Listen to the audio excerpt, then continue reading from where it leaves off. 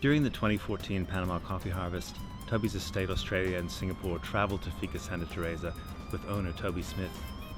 The goal of the trip was to select special harvest lots for the Toby's estate Trinidad blend and to work in the field picking the coffee to create our own traditionally washed microlot. I love getting up early that first morning back on the farm, just getting down to the mill, start work, turning over the drying coffees on the beds. Just feels great to be able to work on both ends of the business. You never realise how much work is involved in processing coffee. We were down at the mill every day, hand turning the drying naturals, honeys, whatever was out on the beds. And that's light work compared to the actual harvesting. The pickers really know what they're doing. They're able to pick a whole tree in a few minutes, getting all the red cherries and leaving the greens behind, while we're picking one cherry at a time, taking ages to fill a basket.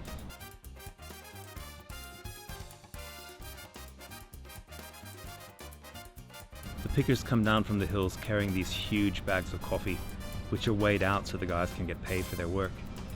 It's a happy time at the end of the harvest day, but the work at the mill is just beginning.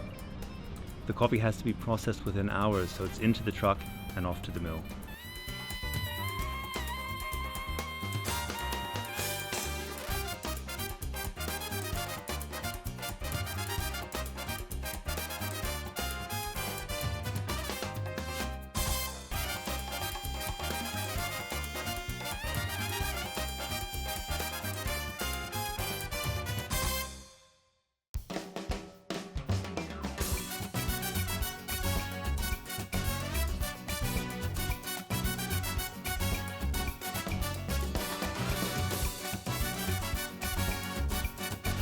At the mill, if we're doing naturals, they go straight out to the drying beds. If we're doing a washed or a honey coffee, that comes off the truck and goes into one of the loading tanks.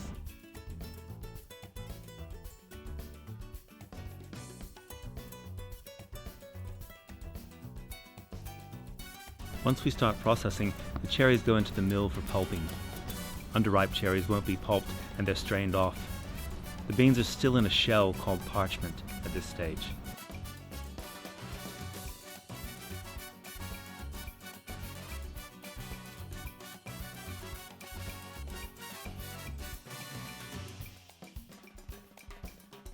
For our traditional washed microlot, we drop the parchment coffee into a washing tank. Right now it's really sticky and sweet smelling.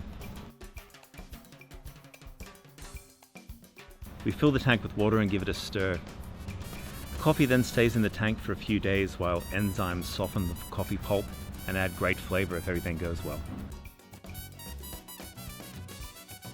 When the beans smell and feel right, we stop the process by draining the tank and drying the coffee. Santa Teresa has a pre-dryer which takes most of the surface water off the beans, so they're just a little damp to the touch when they go into the big dryer. The large dryers are heated by burning the parchment milled off the coffee before export, so the coffee is actually paying for itself in this part of the process.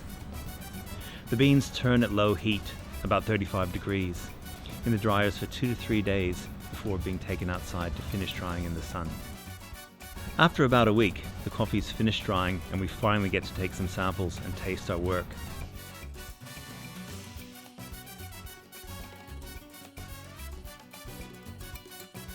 In the sample room, we first remove the parchment shell from the coffee in a small-scale milling machine.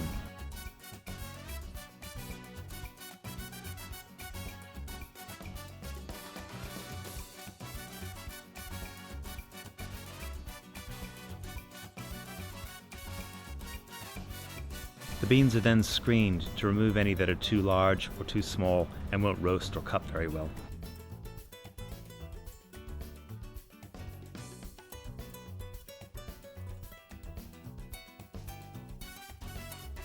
We roast the coffee in a small sample roaster.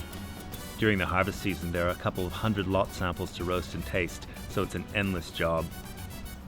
Here we're roasting our special wash lot to see how it turned out. Toby was pretty excited, having worked on this coffee from picking the cherries, washing it ourselves. Now we're about to taste it a few days later. If it works out as well as we expect, people will be drinking it at Toby's back in Australia pretty soon.